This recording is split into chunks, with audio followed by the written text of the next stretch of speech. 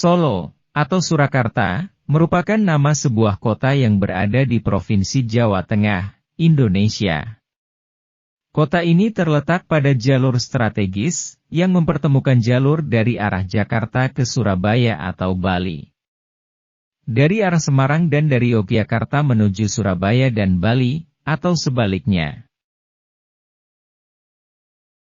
Sejarah kota ini bermula saat Keraton Kartasuro telah mengalami kerusakan sangat parah akibat perang antara Baginda, Sunan Pakubuwana, PB2, dengan Sunan Kuning, 1742.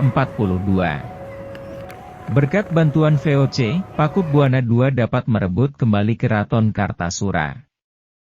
Tentu saja bantuan tersebut tidak gratis akan tetapi dengan mengorbankan beberapa wilayah warisan Mataram untuk diberikan pada VOC. Selain itu pemberontakan juga telah mengakibatkan hancurnya bangunan keraton. Hancurnya bangunan keraton dinilai telah menghilangkan kesaktian keraton karena pemberontak itu telah masuk ke dalam keraton, sehingga akan mempengaruhi pamor dan wibawa kerajaan. Oleh karena itu sudah tidak tepat kalau terus mempertahankan Keraton Kartasuro sebagai pusat pemerintahan atau ibu kota kerajaan Mataram.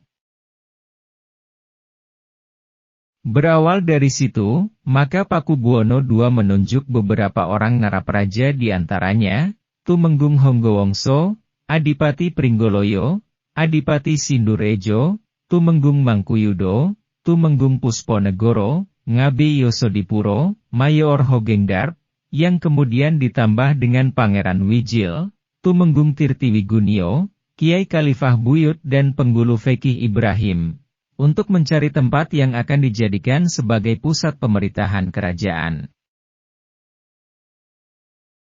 Setelah melakukan pengembaraan ke berbagai tempat, para narapraja tersebut akhirnya menemukan 3 tempat atau desa yaitu Desa Kadipala, Desa Sala, dan Desa Sanasewu, yang bisa dijadikan sebagai pusat pemerintahan baru. Setelah melakukan perundingan, akhirnya dipilihlah Desa Sala untuk diajukan kepada Sunan Pakubuwono II sebagai pusat keraton Mataram yang baru. Desa Sala yang letaknya kurang lebih 10 km sebelah timur kota Kartasuro. Baginda menyetujui usulan tersebut, yang kemudian oleh Sri Baginda Sunan Pakubuwana II diberi nama Surakarta Hadiningrat. Pada hari Rabu tanggal 17 Syura 1670 atau 17 Februari 1745, pindahlah Baginda Sunan Pakubuwana II dari Kartasuro ke Surakarta Hadiningrat. Perpindahan ini dilaksanakan dengan kirap secara besar-besaran. Maka sejak saat itu ibu kota kerajaan Mataram pindah dari Kartasuro ke Surakarta Hadiningrat. Peristiwa inilah yang kemudian dijadikan sebagai dasar hari lahir kota Solo. Dari Desa Sala tersebut pusat pemerintahan kerajaan Mataram dijalankan dan dikendalikan. Disebut sebagai Desa Sala, karena di desa tersebut hidup seorang tokoh masyarakat yang bijaksana bernama Kiai Sala. Selain itu desa ini juga berawa-rawa dan penuh dengan pohon sala yaitu pohon tom atau nila, namun ada juga yang menyebut pohon sala sejenis pohon pinus. Kendati aslinya bernama Sala, pakai huruf A, namun dalam perkembangannya berubah dan lebih akrab disebut Solo, pakai huruf O. Hal ini terjadi karena kesalahan orang Belanda dalam menyebut nama kota ini karena memang lidah mereka tidak seluas lidah orang Indonesia.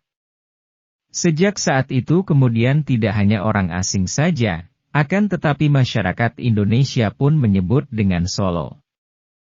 Penyebutan ini terasa lebih mudah dilafalkan, dicerna dan memiliki makna yang khas dibanding nama resminya. Nama Surakarta Hadiningrat menjadi seperti kalah pamor dibanding Solo karena sikap sang pemberi nama, Pakubuwono II, yang saat itu pro-kolonial. Surakarta kemudian dianggap mencerminkan watak kekuasaan, kapitalis kolonial, sementara Solo mencerminkan semangat kerakyatan, mengakar sebagaimana asal namanya dari pohon sala, dan memberi keteduhan, keayoman pada rakyat. Bagi orang Solo, persoalan nama tersebut bukanlah suatu masalah yang berarti.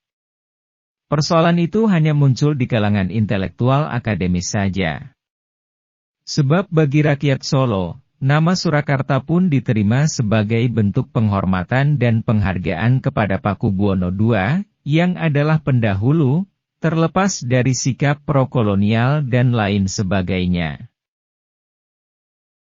Dengan demikian, baik nama Surakarta maupun Solo, keduanya akan senantiasa hadir, mencerminkan hubungan yang saling menghargai antara pemimpin dan rakyat. Pemimpin itu harus senantiasa mengakar dan mengayomi rakyatnya dan harus menjalankan amanat kepemimpinannya, untuk sebesar-besar kesejahteraan rakyatnya. Karena itulah, di balik kepopuleran nama Solo, teringat pula akan pohon sala yang akan selalu mengakar dan merakyat. Itulah sepenggal kisah Surakarta atau Solo. Terima kasih sudah menonton. Sampai jumpa di video selanjutnya.